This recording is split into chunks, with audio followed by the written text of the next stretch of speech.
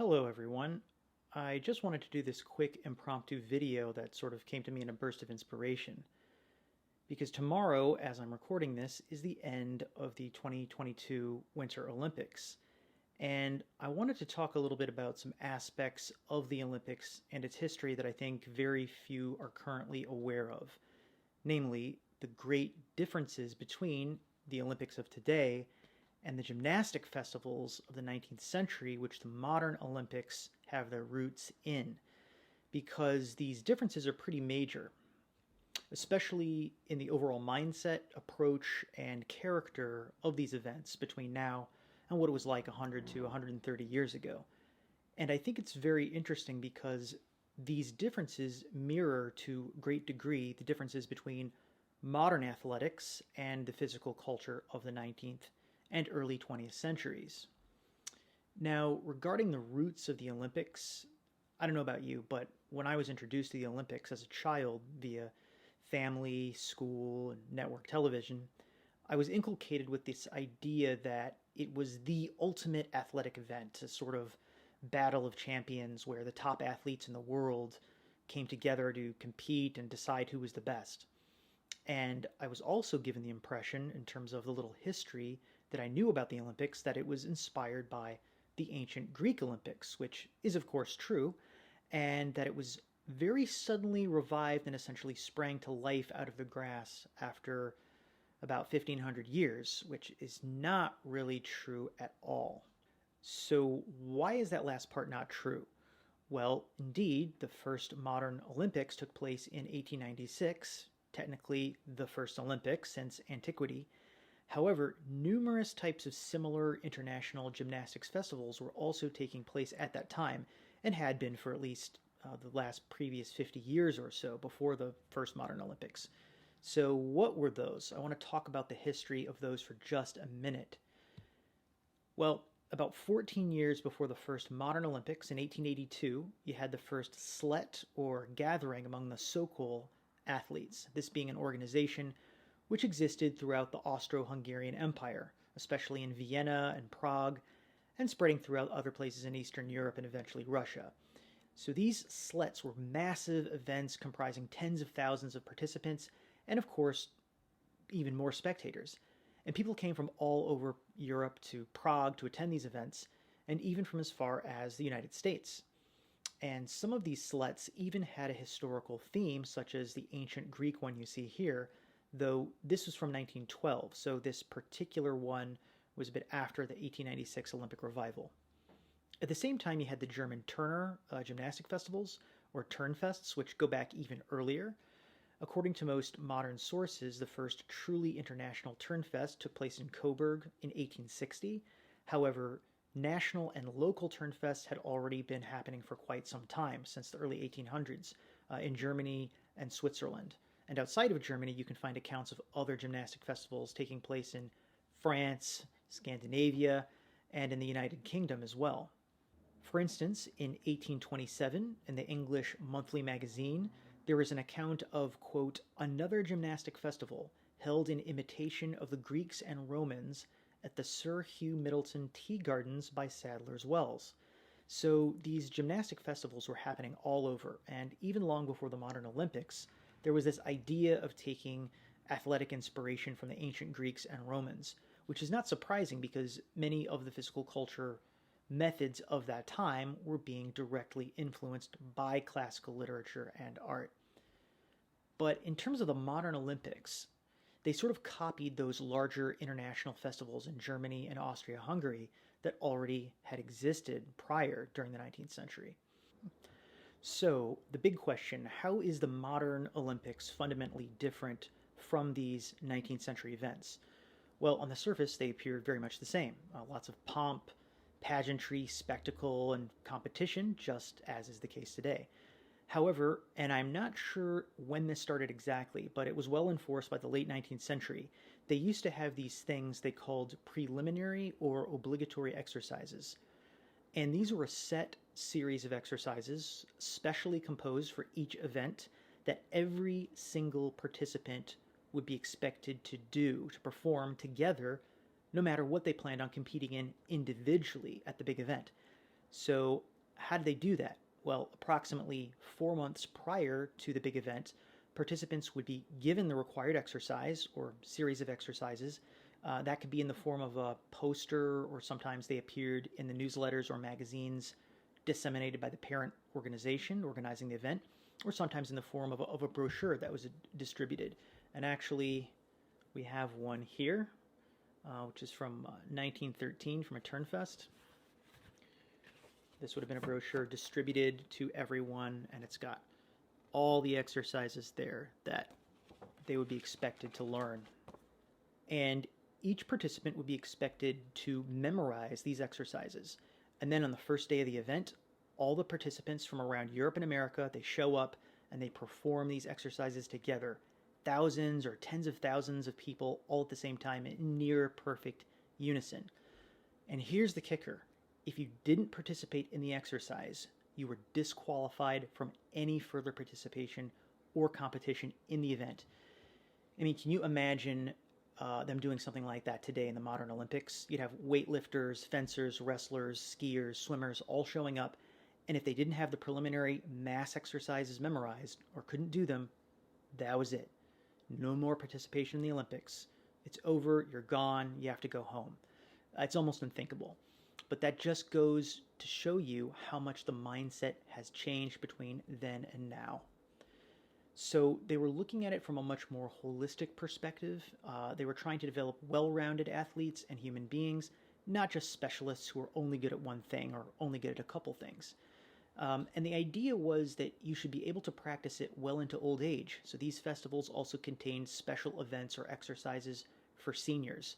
And in the old photos and film footage, you can see these old athletes performing before vast crowds. And these old guys were in amazing shape. I mean, you don't see that in the Olympics anymore, which is unfortunate. You know, they had reverence for the elderly, and they were promoting the concept of staying in shape even into old age. And this holistic concept manifested in another way, at least among the Turners in America and Germany. So the greatest honors at these events went not to the person who proved himself the best in any one particular category, but to the person who had the best averages in every category. In other words, the best all-around athlete. I mean, that to them was the highest honor, which is kind of amazing, and I feel like it's a concept that doesn't even really exist anymore. So what happened to this approach? How and why did it all disappear? Rather than try to answer that myself, I'm going to read to you something from history, which is part of a very impassioned essay written in 1937 by someone of the time who saw these massive changes that were taking place in the athletic world and who issued this dire warning against letting these changes happen. So this piece was published in the official publication of the American Turners, and it received first prize at the Cleveland, Ohio Turnfest. So clearly other athletes at the time must have felt that it really hit the mark, and I certainly do as well. So it reads in part as follows. Outdoor exercise and games come within the scope of turning as long as they are practiced for the purpose of producing health and a well-balanced physique. They become sports when they are specialized in and practiced to the exclusion of other exercises. They are then no longer a means to a higher purpose, but an end in themselves. Shorn of all idealistic and spiritual value, they are completely lost in the methods and practices in vogue in the industrial world. The specialist trains for an immediate goal, to excel in a certain kind of sport. He is a runner, a jumper, a boxer, a ball player, etc. He is out to break a record and to win prizes. This is the ultimate of his ambition. Beyond that, there is nothing, a vacuum, no further glory, no longer any sense in practicing, and therefore he stops in his tracks. He is done. And only too often he is physically done also. By overdeveloping certain parts of his body or muscle groups, and by overexertion, he contracts heart trouble or some other ailment, and when his short splash in the sport world has subsided, he is more or less a physical wreck, and the chances for a long life are against him. Passed up and forgotten, the world looks for a new star, and the word star suggests that comparatively few satisfy their ambition. Only a few can win. Only a few become top-notchers. The others also ran, but the sport fits in admirably with the prevailing order of things. Like the successful man in the political or economic field, he is looked up to, admired, worshipped as a hero. At what price he attained this position is immaterial. There is nothing wrong with sport from the standpoint of healthful exercise and recreation if practiced for that purpose, but the specialist, by his very one-sidedness, defeats this purpose. One need not be an expert in any particular kind of exercise to get good value out of it.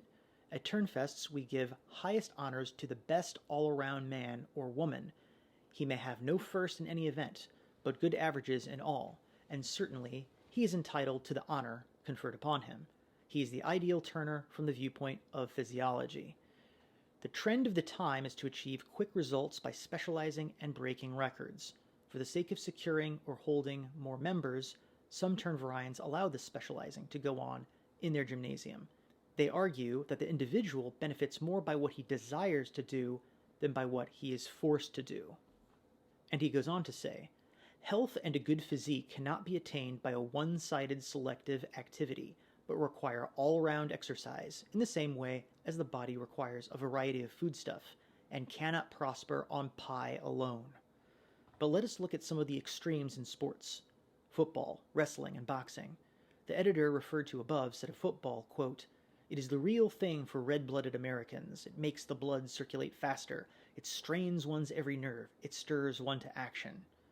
Of course, he was referring to the spectators, not the actors. He evaluated the game from the standpoint of the fan who has no interest in the value of the game to the player, but praises it according to the degree of excitement it creates in the spectator. And many thousands pay high prices for the blood-curdling excitement that football, and especially wrestling and boxing, furnish.